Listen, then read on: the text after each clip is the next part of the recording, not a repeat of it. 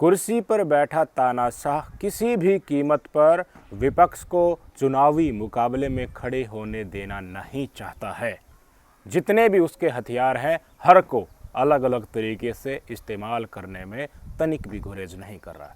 इस देश की जनता और पूरी दुनिया सरेआम खड़े होकर तमाशा देख रही है और एक व्यक्ति कुर्सी बचाने के लिए जितनी जद्दोजहद कर रहा है, तानाशाह बनने की होड़ उसके अंदर जो मची हुई है, उसके आगे देश के संविधान को तार तार करता हुआ जा रहा है। कांग्रेस पार्टी को 1823 करोड़ रुपए इनकम टैक्स के देने होंगे, नोटिस इशू कर दिया है। एक नोटिस तो पहले मिल चुका था कि 14 लाख रुपए का डिटेल नहीं दी गई थी। 1993 का केस बताया जा रहा है, जिस समय पर सीताराम येचुरी जी अध्यक्ष थे। उस समय के 135 करोड़ रुपए तो काट लिए गए हैं इनकम टैक्स विभाग के द्वारा कांग्रेस के बैंक खाते से, और आज फ्रेश नोटिस आ गए हैं। 2016-17 के मांगे गए हैं 182 करोड़ रुपए, 2017-18 के 179 करोड़, 2018-19 के 918 करोड़ और 2019-20 के मांगे गए हैं 490 करोड़। कुल मिलाकर 1823 करोड़ रुपए कांग्रेस पार्टी से मांगे गए हैं। आर्थिक रूप से पंगु करने की विपक्षी पार्टियों को यह तैयारी चल रही है। कांग्रेस पार्टी को ही नहीं, टीएमसी पार्टी के सांसदों को भी फटाफट इनकम टैक्स के नोटिस जा रहे हैं। जैसे जैसे चुनाव नज़दीक आएगा, राजा जी जो कुर्सी पर बैठे हुए हैं, वो नहीं चाहता कि एक भी पैर विपक्षी पार्टियों का मजबूत हो जिसके बलबूते वो चुनाव लड़ सके। गद्दार जो होता है ना, किसी भी खेल में जो गद्दारी करता है या कायर होता है, वो क्या करता है, धोखा करके मारने की कोशिश करता है। दो पहलवान आपस में लड़ रहे हैं, तो खुद अगर कमज़ोर है, उसे पता है तो नहीं जीत पाएगा, तो मिट्टी दूसरे पहलवान के आंखों में फेंक देगा, धुलिया दे देगा और तरह की गलत चीज़ों का इस्तेमाल करेगा, छल कपट कर कर खुद ही अपने आप को विजयी कराने की घोषणा करता है। वहीं आज हमारे देश की राजनीति में हो रहा है। प्रधानमंत्री नरेंद्र मोदी की भारतीय जनता पार्टी की कितनी सीटें हैं भाई? 296 सीटें 2019 के लोकसभा चुनाव में। बहुमत के लिए चाहिए 272 से ज़्यादा, मात्र 26-27 सीटों का फ़र्क है। अगर 2024 के चुनाव में मोदी जी की भारतीय जनता पार्टी की सरकार को, बीजेपी की पार्टी को बहुमत नहीं मिलता है, तो आज लिखवा कर ले लीजिए, जितने भी ईडी, सीबीआई और आईटी के डंडे से गठबंधन कर रखे हैं, मोदी जी ने अपनी पार्टी के साथ मिलाकर एनडीए नाम की एक ये बड़ी ही संस्था बना रखी है, सब कुछ इससे भग लेगा। बहुत बड़ी संख्या में मैं पहले भी बता चुका हूं, अब भी बता रहा हूं, भगदड़ मचेगी। एक सीट भी कम रह गई, बहुमत से एक सीट भी कम भारतीय जनता पार्टी की रह गई, तो कोई भी नहीं चाहेगा, जितनी भी राजनीतिक पार्टियां बीजेपी को छोड़कर है, कि इनकी सरकार केंद्र में बने। इनके तानाशाही रवैये को हर कोई देख चुका है। इतनी लालसा कुर्सी की, भाई साहब कुछ कर नहीं सकते तो उतरने में क्या गुरेज है? तुमने गलत किया है तो गलत तो आज नहीं तो कल सामने आएगा, कब तक भागोगे? देश की जनता से झूठ बोला है, वो हिसाब तो जनता कभी ना कभी मांगेगी ना। ईवीएम को लेकर खेला कर दोगे, कब तक करोगे? समय तो आएगा ना। इतिहास में तुम्हारा नाम जब गद्दारी की भावना से लिखा जाएगा तो लिखा ही जाएगा, उसको कोई टाल नहीं सकता है। कांग्रेस के ट्रेजरर हैं, उन्होंने प्रेस कॉन्फ्रेंस करके सारा मामला बताया है कि जिस तरीके से हमें नोटिस देकर 1823 करोड़ रुपए मांगे गए हैं, उसी तरह से अगर भारतीय जनता पार्टी की जो पार्टी फंड है उसमें इरेगुलरिटीज़ को देखें, पार्टी फंड में डोनेशन जो आता है, किसी का एड्रेस नहीं पता है, किसी का नाम नहीं पता है, कई चीज़ें गायब हैं, उसी तरीके से, उसी एल्गोरिथम से जिस तरह से कांग्रेस पार्टी को नोटिस दे के 1823 करोड़ रुपया मांगा गया है, ऐसे ही अगर बीजेपी को नोटिस थमाया जाए आईटी डिपार्टमेंट के द्वारा, तो 4600 करोड़ रुपए भारतीय जनता पार्टी को देने होंगे। लेकिन क्या आईटी डिपार्टमेंट बीजेपी को नोटिस इश्यू करेगा? सुन लीजिए। इनकी जितनी भी वायलेशंस हैं, हम लोगों ने सारी की सारी वायलेशंस को उसी पैरामीटर से एनालाइज किया जिससे इन्होंने हमारे को गलत तरीके से एनालाइज किया। उसके ऊपर कितना इनकम टैक्स लगना चाहिए, कितनी उसके ऊपर इंटरेस्ट लगना चाहिए, और पिछले 7 सालों का जो हम लोगों ने हिसाब लगाया है, उससे 4600 करोड़ रुपया बीजेपी के ऊपर पेनल्टी लगती है। 4600 करोड़ रुपए, 4600 करोड़ रुपीज पेनल्टी बीजेपी के ऊपर लगती है। Income tax department should raise a demand of 4,600 crore rupees from the BJP because of these violations. और हम इनकम टैक्स डिपार्टमेंट से डिमांड करते हैं कि उनको कांग्रेस की ये कमी नजर आती है, लेकिन ये 4,600 करोड़ की जो पेनल्टी बीजेपी से लेनी चाहिए, why is it not looking at these violations done by the BJP. अब आप ही मुझे बताइए कि इनकम टैक्स डिपार्टमेंट की इतनी हिम्मत है कि ये भारतीय जनता पार्टी के खातों को खंगाले, आईटी डिपार्टमेंट की इतनी हिम्मत है कि मोदी के परिवार का कोई भी हिस्सा है, चाहे वो भारतीय जनता पार्टी के साथ गठबंधन में ही क्यों ना हो, एनडीए का हिस्सा क्यों ना हो, वो मोदी की जय जयकार क्यों ना बोलता हो, उनके प्रति जांच करने, उनके खाते खंगालने की हिम्मत इनकम टैक्स डिपार्टमेंट में है। भूल कर भी ऐसी सोचना मत भाई साहब। सिर्फ और सिर्फ अगर आप मोदी के परिवार का हिस्सा हैं तो ही सारी पटकथा, एक नया भारत जो बना हुआ है भारतीय जनता पार्टी के द्वारा बनाया गया, मोदी जी के द्वारा गढ़ा गया, उसके सारे संरक्षण आपको मिल जाएंगे। लेकिन अगर आप इस परिवार का हिस्सा नहीं हैं तो अगर आप बेकसूर हैं तो भी आपके ऊपर कितने केस बन दिए जाएंगे, आपकी खोपड़ी घूम जाएंगी। सच्चाई है। कंगना रनौत के ऊपर एक टिप्पणी कर दी थी ना सुप्रिया श्रीनेत कांग्रेस नेत्री ने, उसके बाद सुप्रिया श्रीनेत ने हाथ जोड़कर माफ़ी भी मांग ली थी, किसी और के द्वारा की गई थी। तो इस देश की गोदी मीडिया ने कैसे कैसे प्रोग्राम चलाए थे पता है, कि कांग्रेस पार्टी ने कैसे इस व्यक्ति को अधिकृत किया हुआ है सोशल मीडिया पर इस तरह की बातें लिखने को लेकर। इससे देश की आधी आबादी यानी कि देश की आधी महिलाओं का अपमान है। कांग्रेस पार्टी बताए कि उन्होंने क्या एक्शन लिया है। ये तमाम बातें चली थी ना। अब आपकी स्क्रीन पर तस्वीरें देखिए। दिल्ली के जो लेफ्टिनेंट गवर्नर हैं, उन्होंने कांग्रेस लीडर की जो पोस्ट थी जो कंगना रनौत के खिलाफ की गई थी, उसके ऊपर प्रोब करने के, जांच करने के निर्देश दे दिए।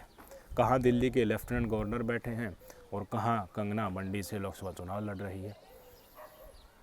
ऐसा ही भद्दा मजाक नेहा सिंह राठौड़ के साथ भी तो किया गया था, बिल्किस बानो के साथ भी किया गया था, हमारी महिला पहलवानों के साथ भी किया गया था, मणिपुर में औरतों को नग्न भी घुमाया गया था। ये चीज़ें क्या हम भूल गए? इनके ऊपर कोई जांच बैठी, दिल्ली के लेफ्टिनेंट गवर्नर को कुछ शुद्ध आई थी दिमाग में? नहीं आई ना, आएगी भी नहीं। क्यों? क्योंकि ये मोदी के परिवार का हिस्सा नहीं है। नेहा सिंह राठौड़ को एक पोर्न स्टार मियाँ खलीफा से कंपेयर कर रहे थे मोदी के परिवार वाले लोग। कोई एक्शन हुआ? नहीं हुआ। यही तो मैं बताना चाह रहा हूँ। वो राजा उस कुर्सी के ऊपर जो बैठा है ना, वो जिस हालत में आपको रखना चाहता है उसी हालत में आपको रहना होगा। अगर आप उसके परिवार में जुड़ते नहीं हैं, आपकी विचारधारा अलग है, किसी और राजनीतिक पार्टी से हैं, अगर आप वोटर्स भी हैं किसी और के, उसकी नज़र में चढ़ गए तो आपका वो हाल होगा जो कभी सुलटेगा भी नहीं। ये आज के भारत की सच्चाई हो गई।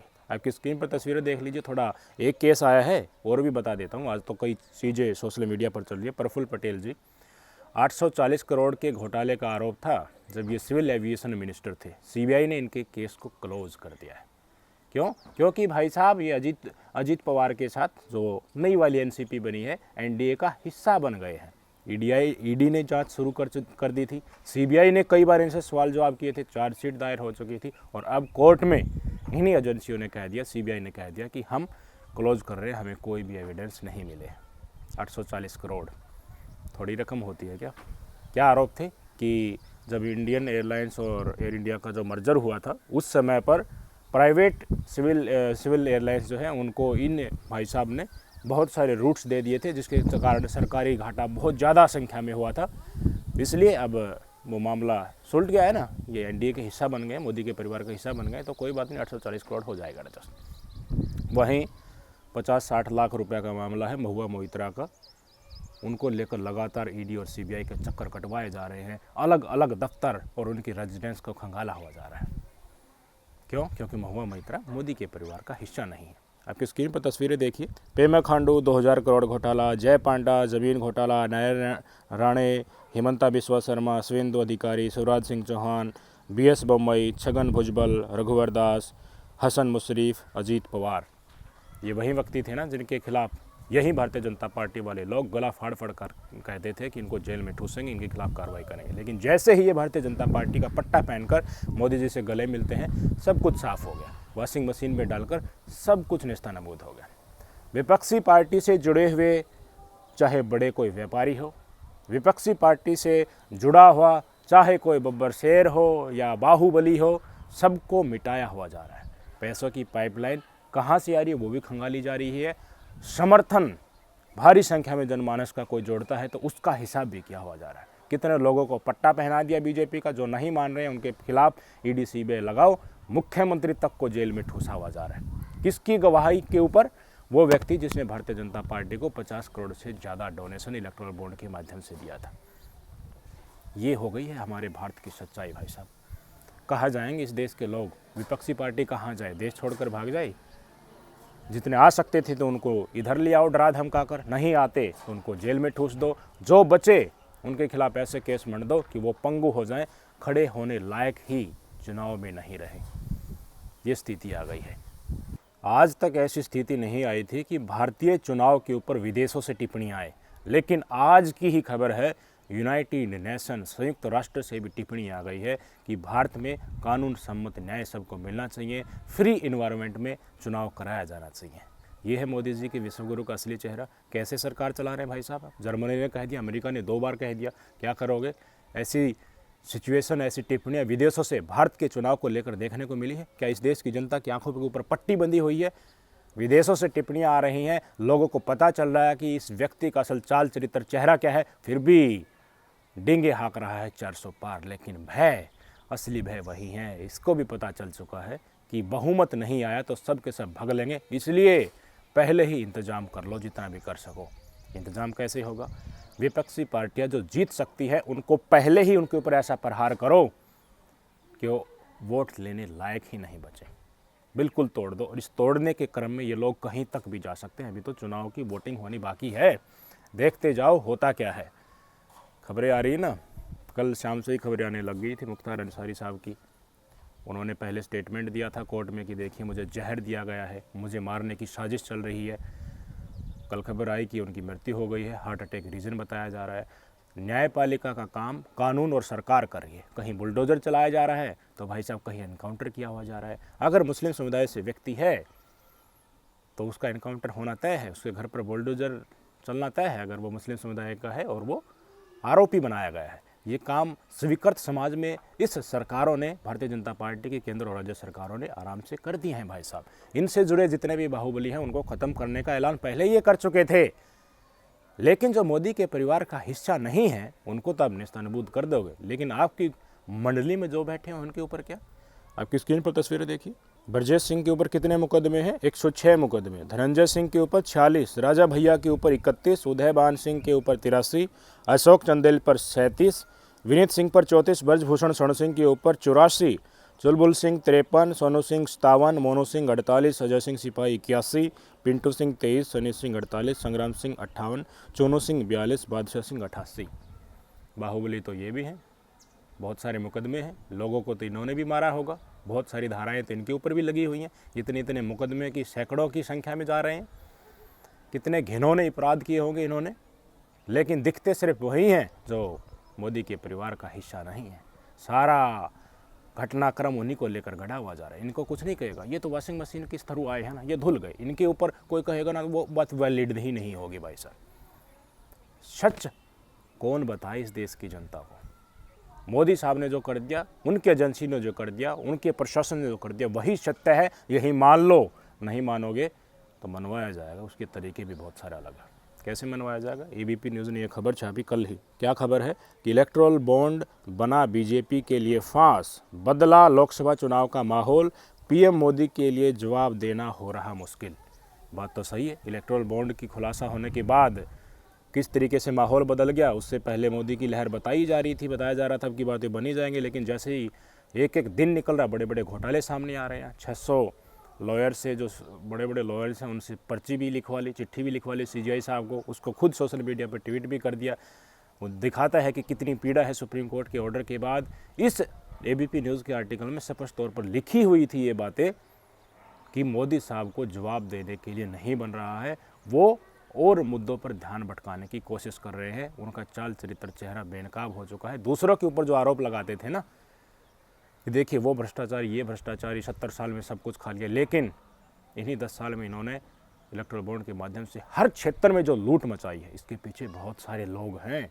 जहाँ जहाँ ईडी गई वहीं से चंदा आया, जहाँ जहाँ कॉन्ट्रैक्ट देने थे वहीं से चंदा आया। बड़ा जाल बिछा हुआ है। ईडी के पास समय नहीं है कि वो इसकी जांच करे। अरविंद केजरीवाल के मामले में कह दिया ना कोर्ट में कि पूरी चेन हमें पता है किस हवाले से पैसे गए हैं।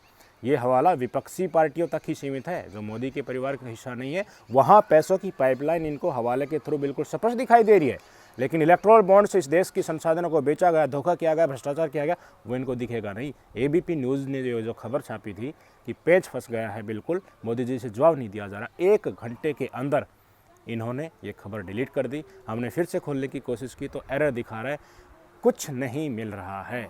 ये इस देश की मीडिया की हालत है। क्यों? क्योंकि मोदी के परिवार के माहौल के अनुसार ये खबर नहीं थी, इसलिए डिलीट कर दिया। कई पत्रकारों से मेरी बातचीत होती रहती है जो दिल्ली में जिनके दफ्तर है, वो बताते हैं कि भाई साहब ये तो 1 घंटा लग गया, आधे घंटे 20-20 मिनट में ऐसे फ़ोन आ जाते हैं, ऊपर से बॉस हिल जाता है, सब कुछ कब्जे में ले लिया गया है, माहौल बनाया जा रहा है, नैरेटिव सेट किया जा रहा है कि या तो चुपचाप मोदी के परिवार का हिस्सा बन जाओ, हमें ही कुर्सी के ऊपर बैठाते रहो, हमें ही वोट देते रहो, हमें ही प्रधानमंत्री, मुख्यमंत्री हर जगह हमारे ही चलन होने चाहिए, नहीं तो दूसरा तरीका जो इनके पास है वो सबको दिखाया जा रहा है। आज विपक्षी पार्टियों के साथ कर रहे हैं, कल को जनता के साथ भी करेंगे। क्यों? एक बार जिसकी आदत बन जाए वो छोड़ेगा थोड़ी ना, कुर्सी ही चाहिए ना। अगर जनता वोट नहीं देगी, जनता ने तय कर लिया कि अब की बार हमको ईवीएम से चुनाव नहीं कराना है, तो बैलेट पेपर से चुनाव कराने के लिए ईवीएम को फोड़ने लगे, तो ऐसी सज़ा देंगे ये लोग इसी देश की जनता को कि फिर वो काम करने के लिए कोई सोचेगा नहीं। परंतु तो गतवा इनसे तो कहीं करोड़ आक्रांताएँ भी थे, अंग्रेज भी थे, लोगों को मार भी रहे थे, सूली पर चढ़ा रहे थे, फांसी के तख्ते पर चढ़ा रहे थे, लेकिन देश की जनता माने क्या? क्रांतिकारियों का देश है मोदी जी। आप हिटलर हो सकते हैं, लेकिन ये देश जर्मनी थोड़ी है। सोचो समझो, स्वस्थ वातावरण में आओ, उनको भी, विपक्ष को भी खूब खा पी कर रेडी होने दो, आप भी खूब खा पी कर रेडी हो, जनता के बीच में जाओ, निष्पक्ष चुनाव कराओ। कुछ किया होगा तो जीत जाओगे, ना किया होगा तो हार जाओगे। हार से इतना डर क्यों? या फिर इस देश को इतना लूट लूट कर खा लिया है कि जेल जाने से डर लग रहा है? जाना तो पड़ेगा, कब तक वो जाओगे? देश की जनता को सोचना चाहिए, इनका असल चाल चरित्र चेहरा बेनकाब हो चुका है। चुनाव आ रहे, देखो किस तरह पर्ची जाएगी आपकी। नमस्कार।